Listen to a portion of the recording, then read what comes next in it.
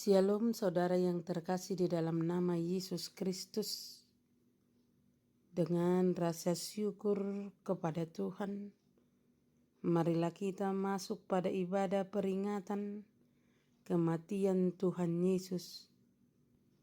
Kita bernyanyi.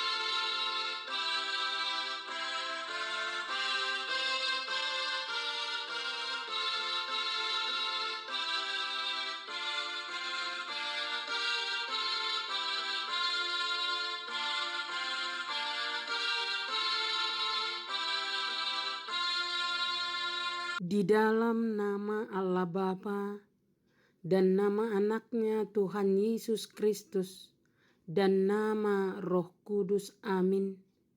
Anak domba yang disembelih itu layak untuk menerima kuasa dan kekayaan dan hikmat dan kekuatan dan hormat dan kemuliaan dan puji-pujian. Kita berdoa. Ya Tuhan Yesus, anak domba Allah yang menghapus dosa kami berdiri di hadapan-Mu, mengingat Engkau yang mati dan tergantung di salib. Kami merasakan betapa beratnya sengsara dan penderitaan-Mu di Golgota. Kami menundukkan kepala kami mengingat segala dosa kami yang mengakibatkan kematian-Mu. Kasihani dan tolonglah kami, agar kami menjadi upah dari segala penderitaan-Mu. Amin. Kita bernyanyi.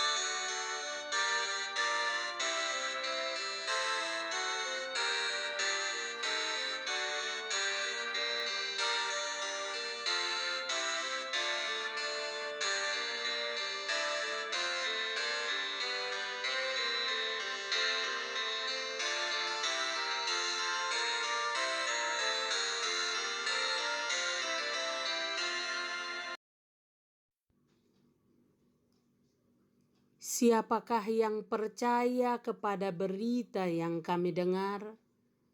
Dan kepada siapakah tangan kekuasaan Tuhan dinyatakan? Sebagai taruk ia tumbuh di hadapan Tuhan, dan sebagai tunas dari tanah kering.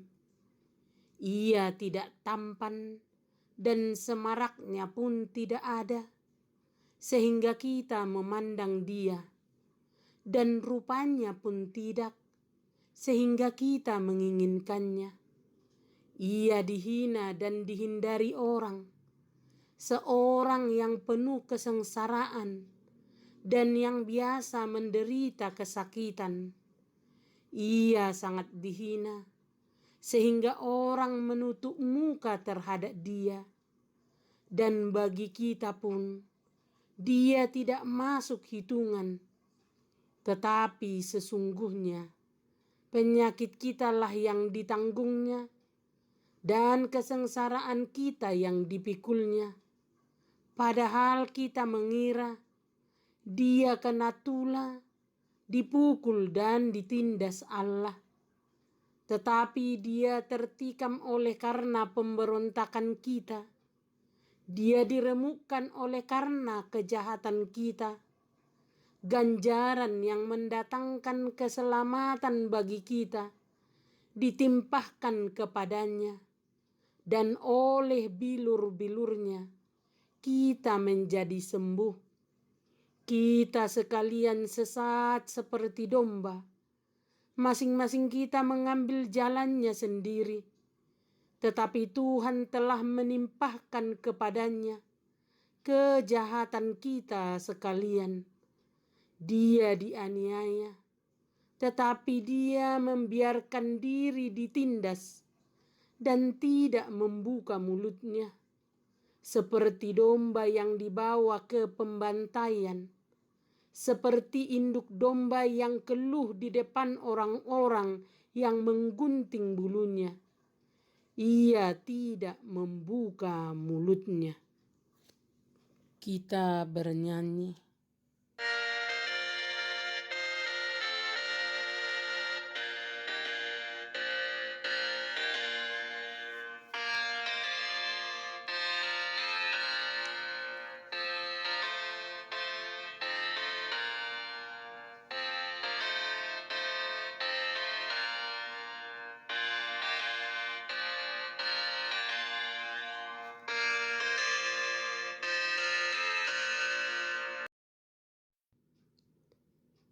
Akhirnya Pontius Pilatus menyerahkan Yesus kepada mereka untuk disalibkan. Sambil memikul salibnya, ia pergi keluar ke tempat yang bernama tempat tengkorak, dalam bahasa Ibrani Golgata. Ketika mereka membawa Yesus, mereka menahan seorang yang bernama Simon dari Kirene, yang baru datang dari luar kota. Lalu diletakkan salib itu di atas bahunya, supaya dipikulnya sambil mengikuti Yesus. Sejumlah besar orang mengikuti dia. Di antaranya banyak perempuan yang menangis dan meratapi dia. Yesus berpaling kepada mereka dan berkata, "Hai putri-putri Yerusalem, janganlah kamu menangisi aku, melainkan tangisilah dirimu sendiri dan anak-anakmu. Sebab lihat, akan tiba masanya orang berkata, berbahagialah perempuan mandul dan yang rahimnya tidak pernah melahirkan, dan yang susunya tidak pernah menyusui. Maka orang akan mulai berkata kepada gunung-gunung, runtuhlah menimpa kami, dan kepada bukit-bukit, timbunlah kami. Sebab jikalau orang berbuat demikian dengan kayu yang hidup, apakah yang akan terjadi dengan kayu kering, dan ada juga digiring 2 orang lain, yaitu penjahat, untuk dihukum mati bersama-sama dengan dia. Ketika mereka sampai di tempat yang bernama Tengkorak, mereka menyalibkan Yesus di situ, dan juga kedua orang penjahat, yang seorang di sebelah kanannya dan yang lain di sebelah kirinya. Yesus berkata, "Ya Bapa, ampunilah mereka, sebab mereka tidak tahu apa yang mereka perbuat."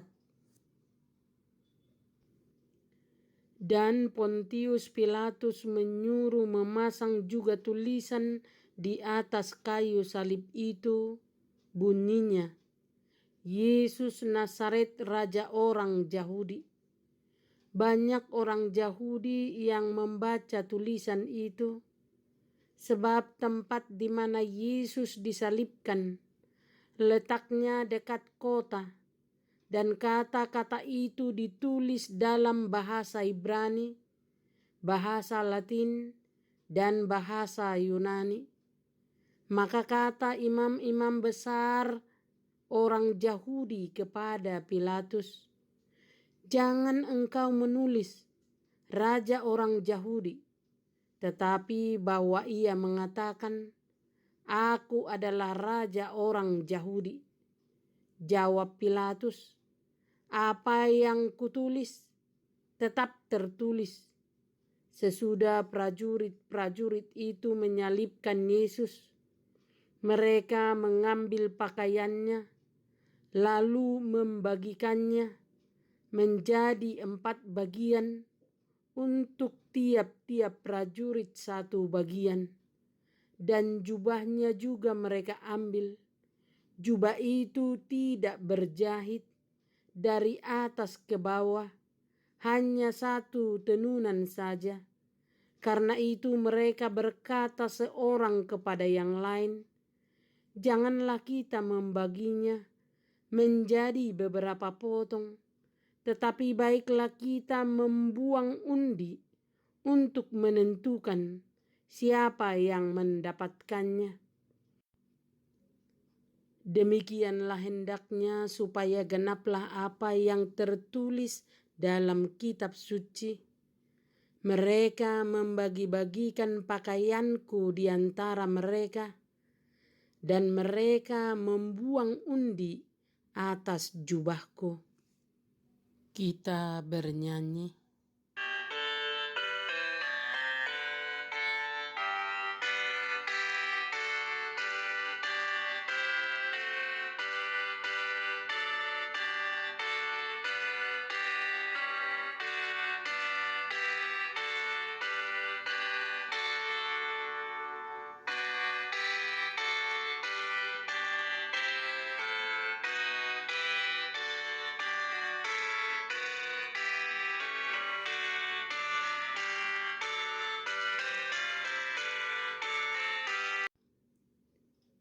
Orang-orang yang lewat di sana menghujat dia, dan sambil menggelengkan kepala, mereka berkata, "Hai engkau yang mau merubuhkan bait Allah dan mau membangunnya kembali dalam 3 hari, selamatkanlah dirimu.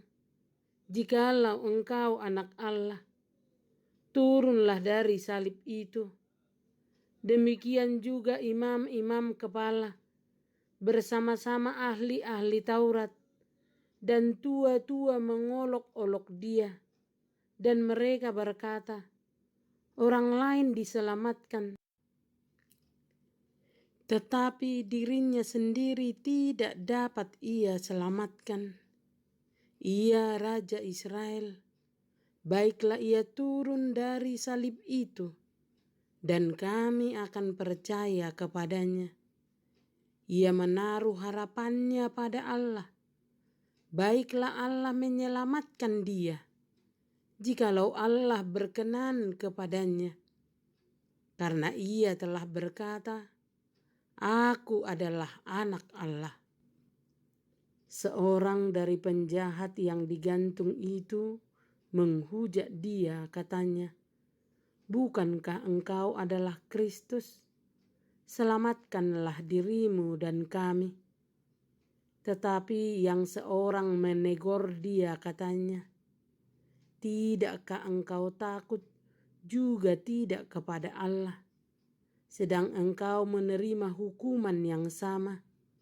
Kita memang selayaknya dihukum, sebab kita menerima balasan yang setimpal dengan perbuatan kita. Tetapi orang ini tidak berbuat sesuatu yang salah." Lalu ia berkata, "Yesus, ingatlah akan aku apabila engkau datang sebagai Raja." Kata Yesus kepadanya, "Aku berkata kepadamu, sesungguhnya hari ini engkau akan ada bersama-sama dengan aku di Firdaus." Dan dekat salib Yesus berdirilah ibunya dan saudara ibunya, Maria istri Klopas dan Maria Magdalena. Ketika Yesus melihat ibunya dan murid yang dikasihinya di sampingnya, berkatalah ia kepada ibunya, "Ibu, inilah anakmu." Kemudian katanya kepada muridnya, "Inilah ibumu." Dan sejak saat itu, murid itu menerima dia di dalam rumahnya. Kita bernyanyi.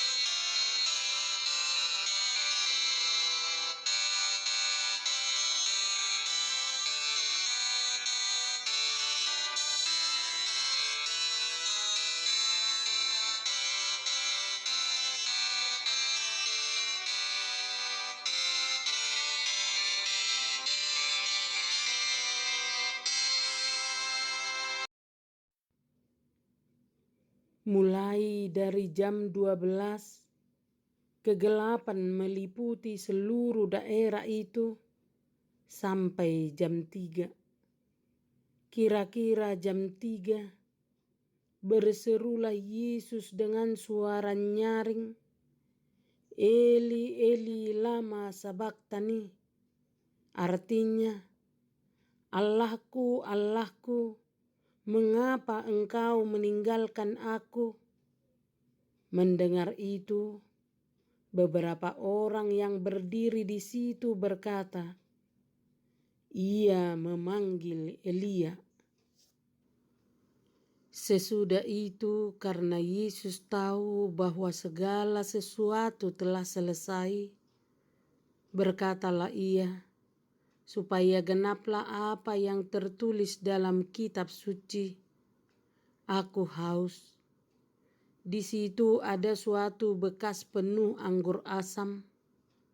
Maka mereka mencucurkan bunga karang yang telah dicelupkan dalam anggur asam pada sebatang hisop, lalu mengunjukkannya ke mulut Yesus. Sesudah Yesus meminum anggur asam itu, berkatalah ia, "Sudah selesai." Lalu Yesus bersuara yang nyaring, "Ya Bapa, ke dalam tanganmu kuserahkan nyawaku." Dan sesudah berkata demikian, lalu ia menundukkan kepalanya dan menyerahkan nyawanya.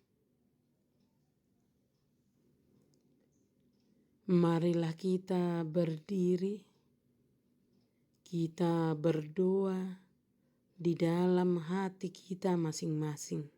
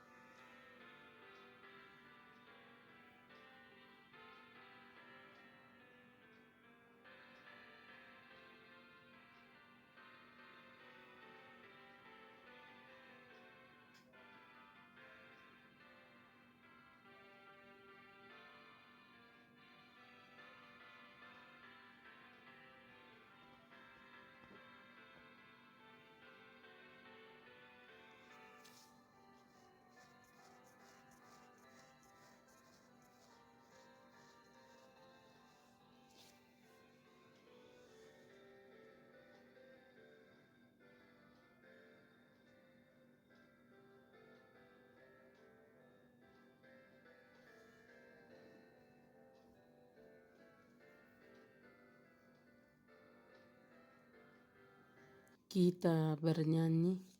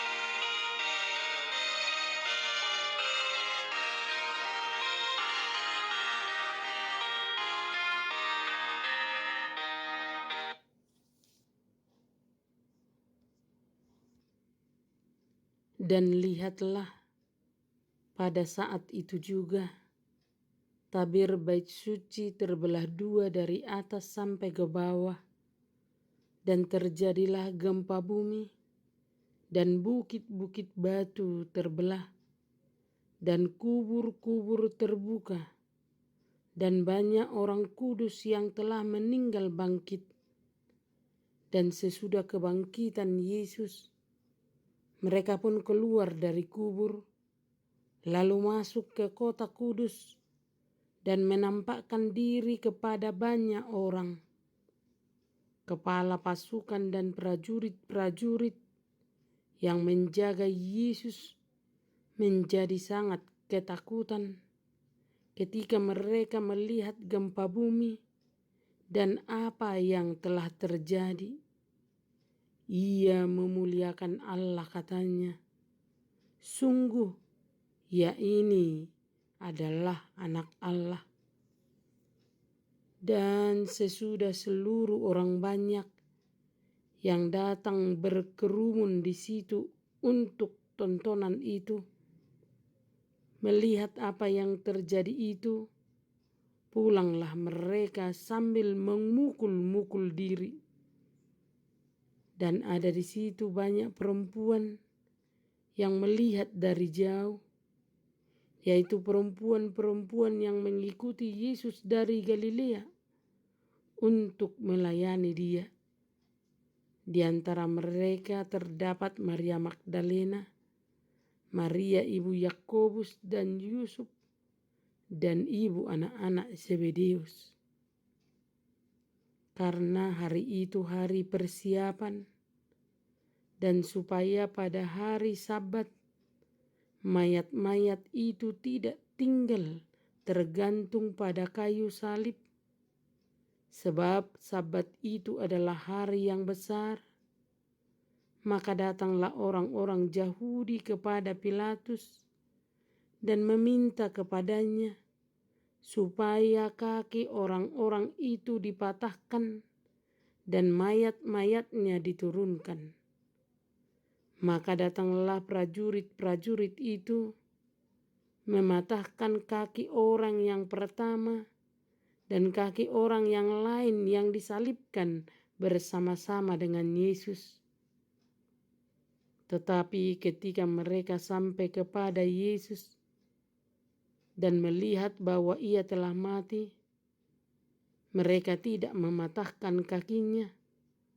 Tetapi seorang dari antara prajurit itu menikam lambungnya dengan tombak, dan segera mengalir keluar air dan darah.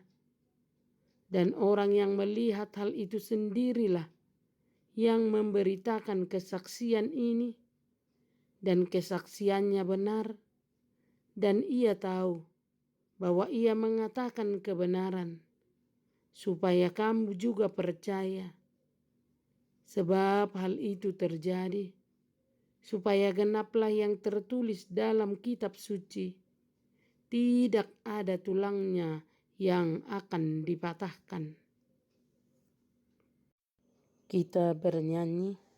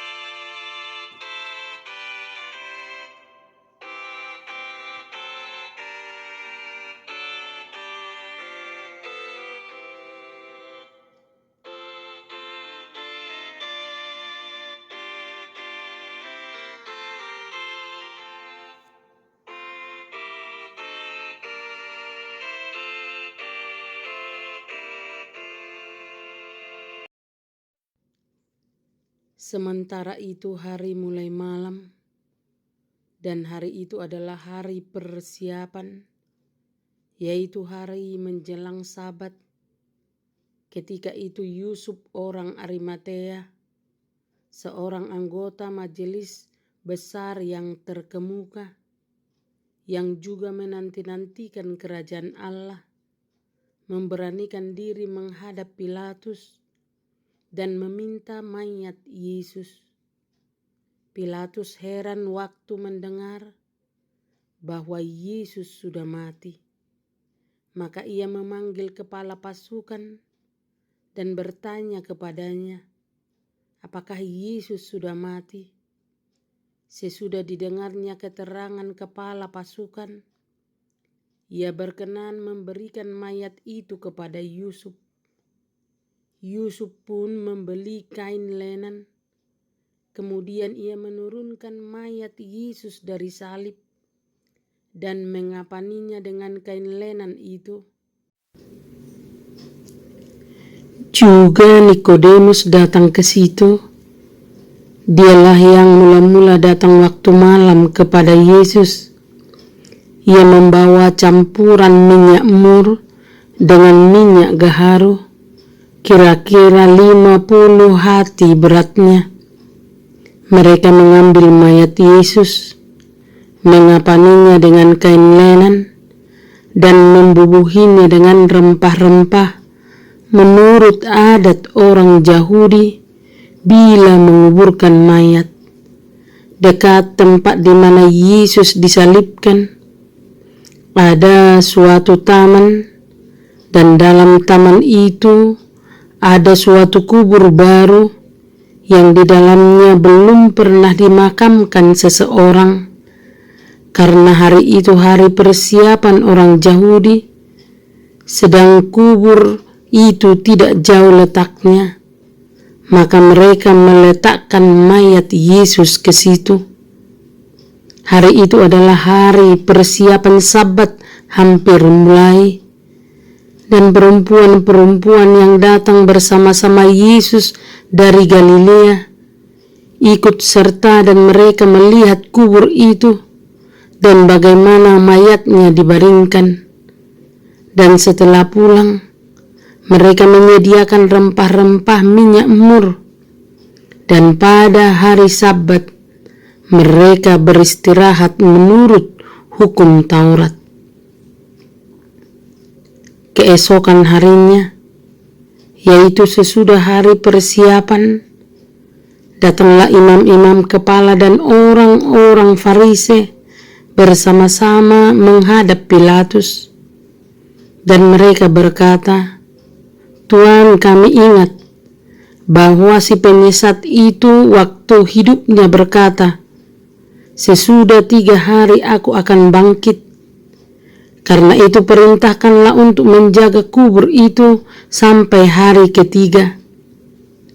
Jikalau tidak, murid-muridnya mungkin datang untuk mencuri dia, lalu mengatakan kepada rakyat, 'Ia telah bangkit dari antara orang mati,' sehingga penyesatan yang terakhir akan lebih buruk akibatnya daripada yang pertama."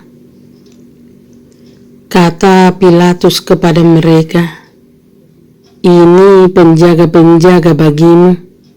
Pergi dan jagalah kubur itu sebaik-baiknya." Maka pergilah mereka, dan dengan bantuan penjaga-penjaga itu, mereka mematerai kubur itu dan menjaganya.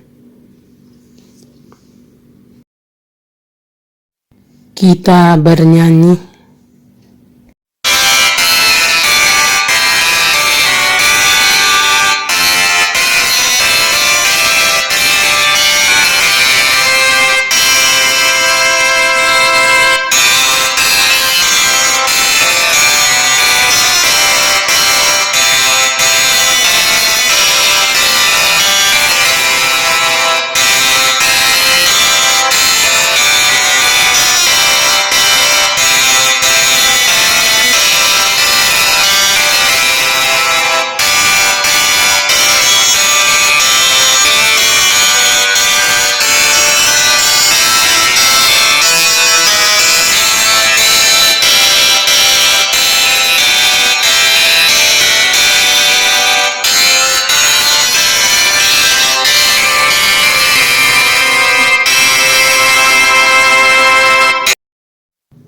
Kita berdoa.